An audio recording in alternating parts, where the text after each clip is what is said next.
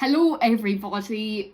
If you've seen my socials, you would have definitely known that I'm doing a YouTube Q&A today. People that are new and that follow me and don't actually know me in real life don't know fucking anything about me. So I got a few of you to send in some questions on my Instagram stories and we're going to answer them today. That's the questions. I was literally reading them. I was like, how the fuck am I going to answer this shit? But I'm actually so excited. I was waiting all week to do this. Yes, I'm aware my face is a completely different colour to my hand and probably my neck. But here we are. Megan had to put on an appearance for this. Let's get into it. The first question I got was, tell us about you when you were younger. When I was younger, Megan was fucking weird. She was a weird human.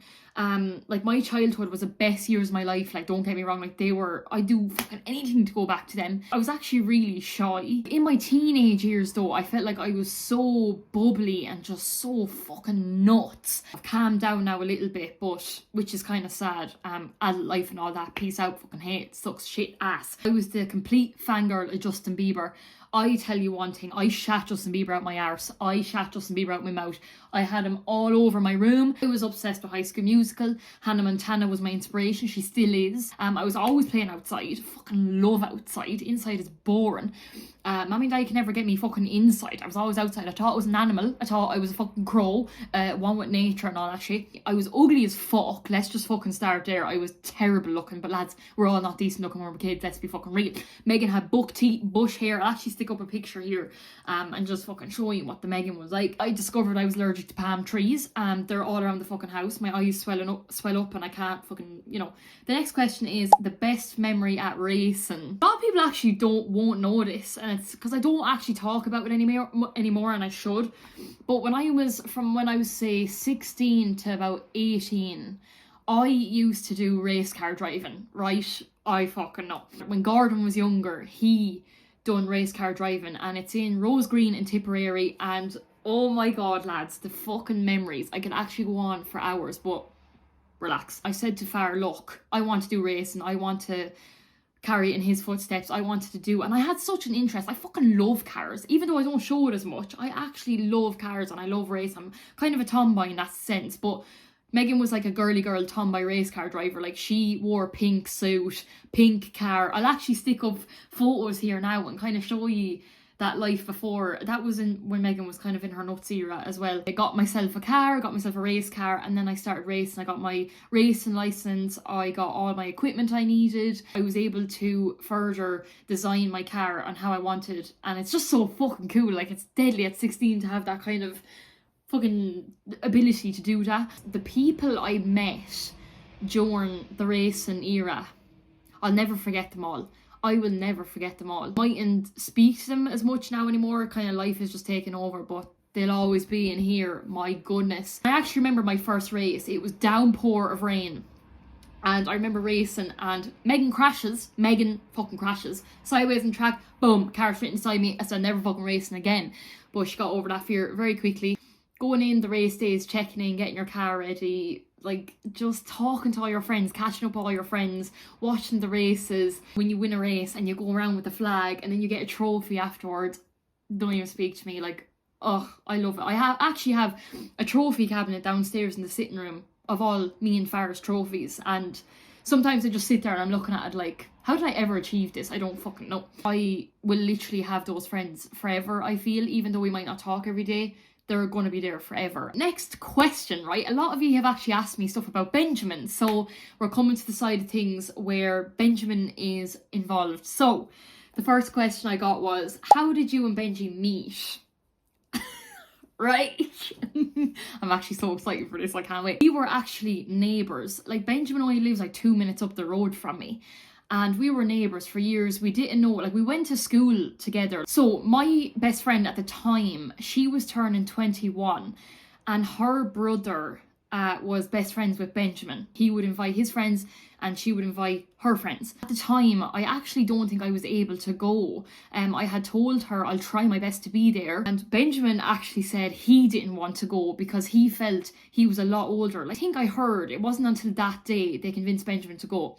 So he actually went. And then whatever I was supposed to be doing got cancelled. So I said, oh, grand, like I can go to her 21st now. I'm delighted with myself. So that was such a last minute thing. And actually, That same day I met Benjamin was the day I sold my race car. So I actually have videos here. I'll see if I can insert them here. I had videos of me, of the man that came to collect my race car going out the gate, and I was bawling, crying. Because obviously it's the end of an era. Like, I knew I wasn't going to be racing for a long time, if ever even. When they say one door closes, another one opens, I met Benjamin that same night. And little did I know, here we are today. Fucking hell. Wife, pregnant. We're not, no. I'll even insert some pictures there after the ones of me bawling my eyes out when I met Benjamin. Look how happy I was. Yeah, so anyway, I ended up going to the party. Eventually I walked in. I look over and Benjamin is over there. I think he was like, I don't know, putting music on the speaker or something. And straight away I looked at him and I went, who the fuck? Who's that hunk human being? Who? I remember exactly what outfit he was wearing. He remembers exactly what outfit I was wearing. Wow. For the first while when we were all kind of sober, the lads were kind of down. I think they had a bonfire at the time, or like a little kind of stove. And the lads were in a group down there drinking. And we were up the garden at the barbecue area, all the girls drinking. And I remember saying to the girls, I was like, lads, like, when can we mix? Like, Benjamin had walked up with his friends, and I remember looking, I was like, oh my God, Megan, don't fucking fart, don't shit, don't piss, just relax. And Benjamin walked up and he sat down on the wall. And a few months later, he smashed the glass. I'll actually fucking insert the video again. I have so much memories, it's crazy. He smashed the glass, and I said, he was like scooping it up, and I was like, oh, there's some glass there. Shag me now, please. No, relax now. Okay. My friend had a ping pong or foosball table, or or one of them anyway, beer pong or something like that. And Benjamin had asked me, do you want to be on my team? I said, yeah.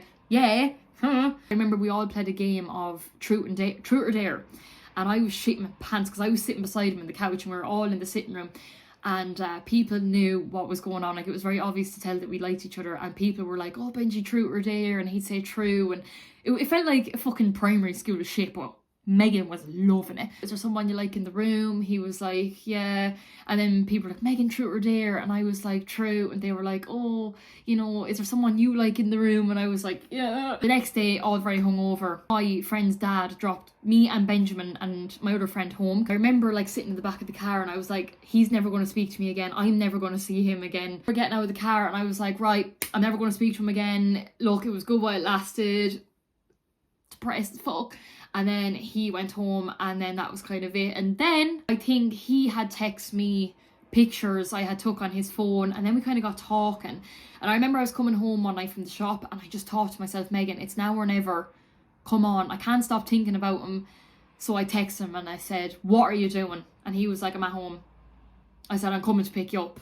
And then the rest is history. The next question, another one about Benjamin. What annoys you the most about Benjamin? Right, I'm going to say this now. Benjamin is the most perfect human I could ever ask for. He doesn't fuck up. Like, he just doesn't. He does everything correct. He knows exactly what to say, what to do in every situation. But if I really was to say, I actually have two things that annoy me the most about him. Number one, Benjamin's a messy person. He's a fucking messy person, but we can get over that. That's only down here level shit, whatever. I could have the room spotless. Benjamin, no. He has dishes, dirty clothes. I can't fucking do it anymore. I've said to him numerous times, please help me out. He says no. And number two, if you know Benjamin, you know he's the nicest person ever. He will kill you if you cross the line, and rightly so. But I just feel like that sometimes in some situations he can be too nice to people, and I've seen so much people kind of take advantage of his kindness, and he kind of lets it happen. And I'm just like, I'm sitting back and I'm watching this and I'm like, relax, Megan, relax, because he's such a great person and he doesn't deserve people to take advantage of him and stuff. Tell us about Benjamin's foot fungus. You know exactly who you are who asked me this one, and I'm not surprised. First of all, you're getting mixed up here. I'm the one with the foot fungus, not Benjamin. Well, he's close enough to it because he's a very athletic person. So his toenails are all over the place. They're growing out of his fucking kneecaps and his arse and everything. But I'm the one with the foot fungus. I'm not going to show you, but I am. So I'm sure he's going to have it soon because I think foot fungus is contagious and shit. So anyway, Benjamin's not the one. I'm the one with the foot fungus. Anyway, moving on. So somebody said, trusting someone in a relationship. I kind of feel like I can't really speak in great defense here, because when Megan was a teenager, Megan was a slag. She didn't give a fuck, right? But she's a changed person now, so I'm going to give my opinion on it now. I think when you're getting to know someone, you're going to see red flags very early on. The thing is with Benjamin, he gave me 0 red flags. Remember when I met Benjamin, he told me, look, Megan, like, I was talking to other girls kind of before you, and he said that when he got to know me, he shut them down straight away. And I didn't even feel the need to have to like check that he actually got rid of them, because I know he did. Like, the trust with me and Benjamin is insane. It's fantastic. Like, now Megan's not a fucking genius with any of this here, but this is just my own personal experience. My trust was completely fucked after my teenage years. I fucked it up for myself, and the people I was with fucked it up for me too.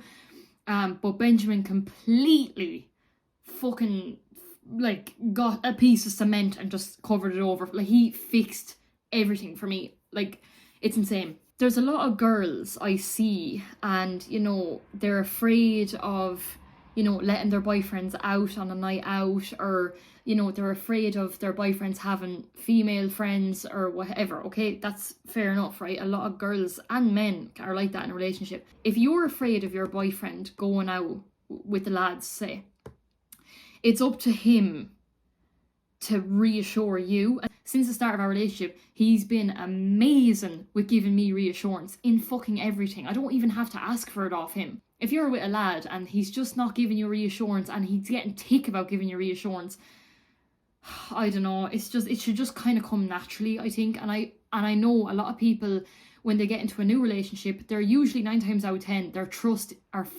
is fucked up from their last relationship. Because Benjamin is so independent. Like, you know, if I said to Benjamin, no, you're not going out with the lads, he would turn around and he'd say, no, Megan, like, I'm sorry, like, I'm going out with the lads. Like, I would never stop him from doing that.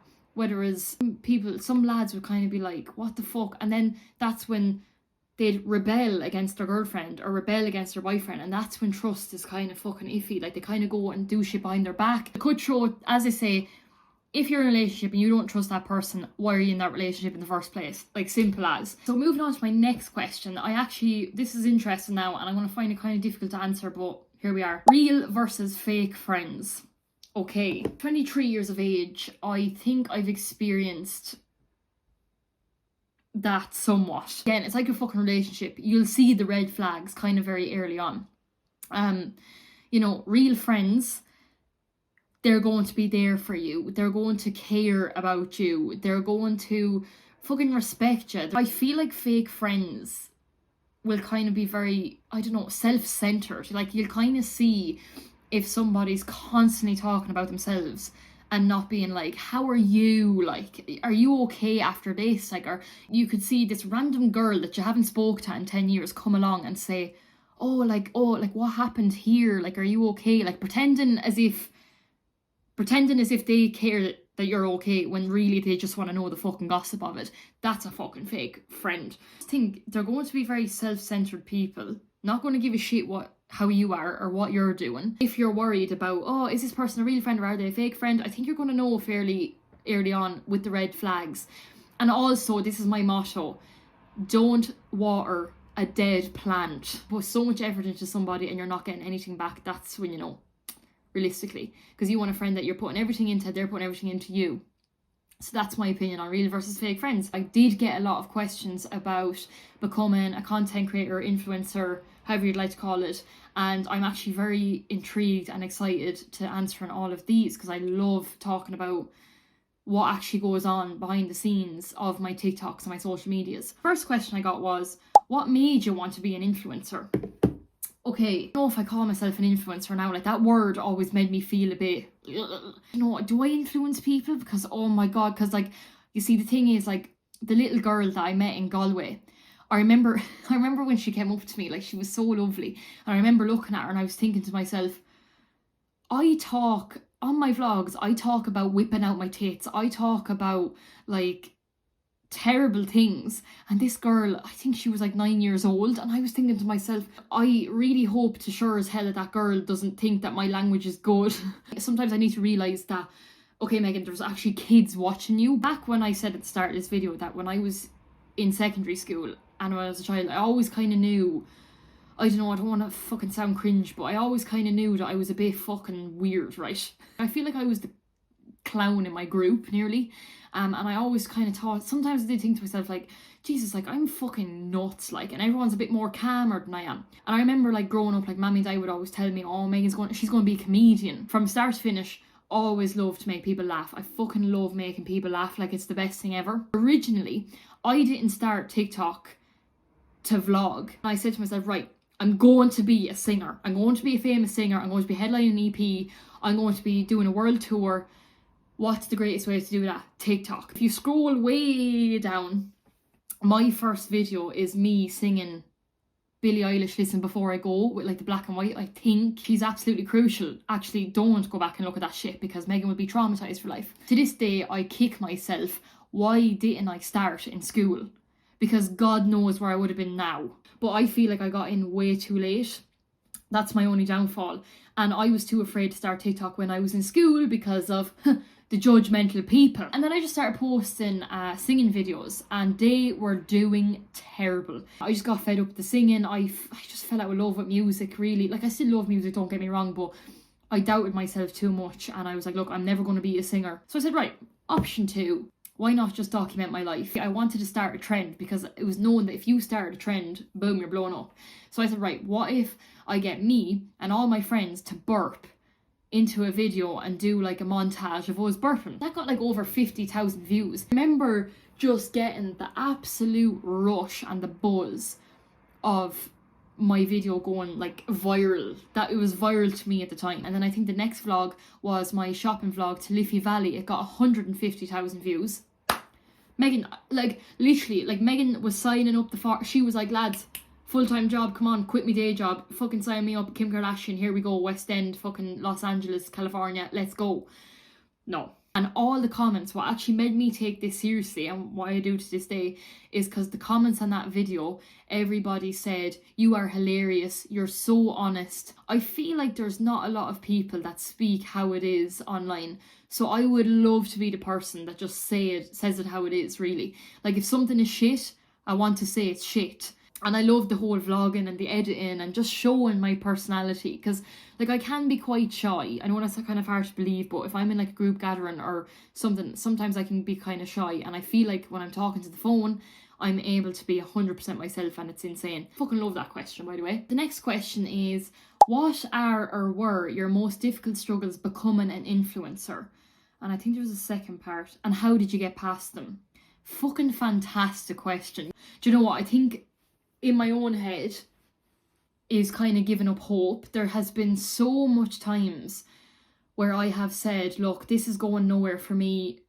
Why am I bothering? Like, no one cares. Still takes like Benjamin, Mammy, Far, my friends to take me out of that mindset to say, Megan, like, look at where you've been. Look at the PR you get. Look at the events you've been at. Like, look at the brands that are texting you. I'm like, I know, but see, as I said again, I just expect everything to happen overnight and it's just sometimes I kind of lose hope and I get kind of frustrated with it all because I just expect to go viral in the morning and then I get to quit my job and then I get to be this big fucking, but no, I need to really fucking bring myself down to earth and realise that that's not how it is. Like, it takes years. What I struggle at the most too is if I'm going somewhere with Benjamin or going somewhere with friends, Benjamin especially, because he'll tell me out straight and I know it's not fair. Like, we could be going on a wholesome trip and he could say, oh, are you vlogging today? And I'll say, yeah, because obviously he wants me present 100%, right? But obviously when I have a phone up like this, it's just, I'm not really present, I think. And I think obviously he just kind of, it's annoying him. And that's fucking fair. Like, friends, like if I put some of my friends in my vlogs, like they get awkward, which is fucking totally fair. Like they don't really want to be on camera. Like they just want to like be themselves and be there. And some people just don't like camera and that's fair enough. It's just the guilt of that being like, oh God, like am I making them feel uncomfortable? And then in regards to like hate and like bad comments, if you know me, I am the most sensitive person you'll ever meet in your whole life. Like if you literally stuck your tongue out at me, Megan's going home and she's bawling crying about it for a week. Whatever about me, like I've had people comment saying, oh, you're such a loud mouth, why are you talking so loud, like fucking whatever. Okay, whatever. I'm kind of like, oh, fuck off. And then like get over it quick. But it's when the people that say, oh, your father needs to get clean clothes, oh, like the state of him, oh my god. It's when people make fun of him. Oh, he's fucking bizarre and he's outgoing and he's different from everybody else. A lot of people have actually asked me, is there actually something, like, does he have a disability? He doesn't. I don't get offended when people ask me, like, oh, like, you know, is your father, like, I don't know, does he have Asperger's or something? That's fair enough. Like, people are just genuinely curious and they're not actually making fun of him. It's just when people make fun of his appearance or make fun of his personality, I'm just kind of like, fuck off. Like, you only wish you had him in your life, fucking bitch. There was the second part to that, like, how would you overcome them? I don't. I just vent to everyone close to me, oh, this is what this person said and this is what, and then they just say, Megan, cop on, they're miserable, they're sad in their lives, and then I'm kind of like, yeah. And sometimes you just need to fucking vent and just rant to the people closest to you, and then you kind of just get over it and you're like, oh, moving on now. This is actually the next question I was asked, and it's kind of related to the last question. How to not care about what people think about what you post. Fucking love that question. And I know there is so much people that are mad to post a vlog or to post a day in life, but they're just too scared. I'm going to tell you right here, right now, when you are dead and buried 6 foot under the floor, who is genuinely going to give a fuck? You're not. Like, let's be real. If you want to go down to the shop in your dressing gown, go down to the fucking shop in your dressing gown. If you want to fucking open a bag of crisps upside down, open the fucking bag of crisps upside down. People will admire you for doing what you're fucking doing, and that's simple as, like. And if they do bring you down on what you're doing, they just want to do what you're doing. They're the type of people that just wish they could do what they want, but they're too anxious to do it. How to get the confidence to start posting. You see, it's not a case of like building yourself up. You just have to do it. You're too scared to go on a roller coaster, but it's so fun. You just have to force yourself to get on it and go. You're terrified, but once you push yourself to just get on it and just don't think. Just don't, as Farah would say, don't think, just do. It doesn't matter if you think, oh, it's cringy, oh, like, I have a stain on my jumper. Lads, the last vlog I put up, there was dog hair and stains all over my jumper. Do you think I gave a fuck? No. Because that's everybody. Everybody has those issues. Like, everybody fucking goes around with a stain on their jumper now and again. Fuck it. How to get the confidence? You have to start. Just post that vlog. Take a vlog that day, edit it up, press post. Even just throw your phone across the room. If you're too scared about negative comments, just turn off your comment section. Simple. And then that way you won't have to see negative comments. But then again, it is nice to see the positive comments. As I said, like, what did keep me going was the comments of the people saying, you're so real, you're hilarious. Wow, like, one woman said to me, can you please voice over my life? And I was like, yeah, come on, let's do it. This is actually the last question that's TikTok related. What was your favourite TikTok video you've ever made? Right, okay, I have so many. I'm not going to fucking blow smoke up my arse, but I am. I fucking love my content. Now, there is some content where I'm like, oh, Megan, that's shit, but I'm just going to post it because it's content. But there's a lot of content where I'm like, Megan, you fucking ace this one. It's brilliant. And I might get 4 views, but I'm still delighted with it. Any video with Farah in it, literally, any video, any garden video are all my favourites. But if I was to narrow it down to one, was Gordon shows us his car. And it was the music montage of him just running into the side of his car, falling on the floor, eating the car, kissing the car. He's up on top of the roof. I made a vlog and I made the music montage. Now, they didn't do well. I thought they do a lot better now than they had, but fucking, I don't care. It was probably the most perfect video I've ever made. Like, I loved it so much. Like, we had the best fun making that vlog. And I remember when I put it up, I said, this is the best video I've ever made. And it still is to this day. Like, I fucking love it. A lot of people would probably argue it's the wedges and the ketchup and mayonnaise video. I fucking disagree. Because Megan was drunk as fuck. She was a few Jaeger bombs down. But look, it was a good video. But it's always the videos. I spent, like, the garden shows these car video. I spent hours fucking editing that. And it only got a couple of thousand views. The wedges, it's me dipping a fucking wedge into ketchup and mayonnaise, 2.7 million.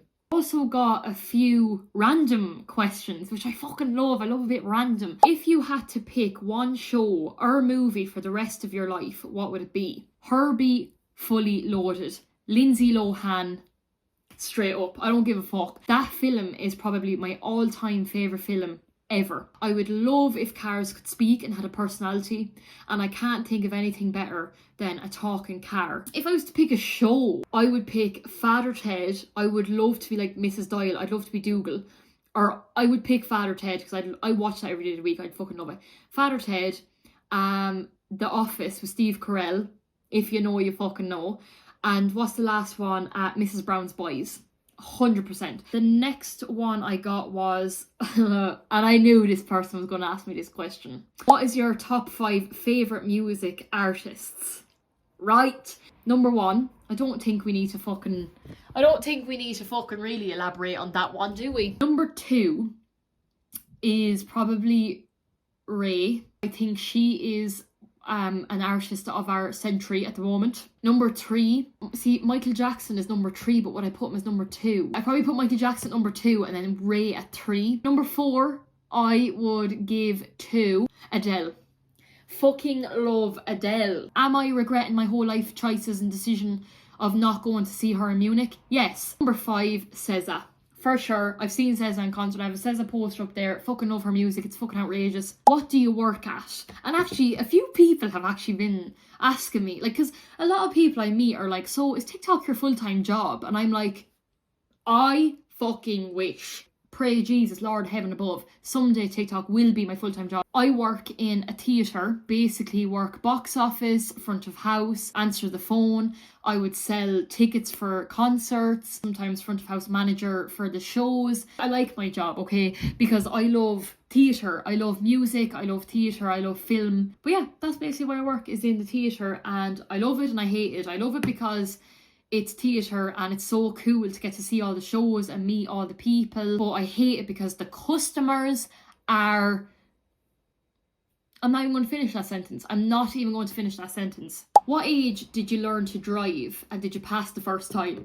I started driving, I think when I was like 13. I learned how to drive in the fields. Lads, I'm telling you now, if you're Irish, the only way to learn is to drive in a fucking field.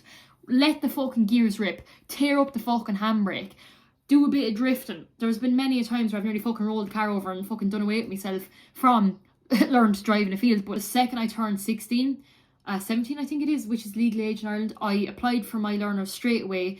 I got all my lessons done within 6 months. I have my full licence now 3 years. 4 years.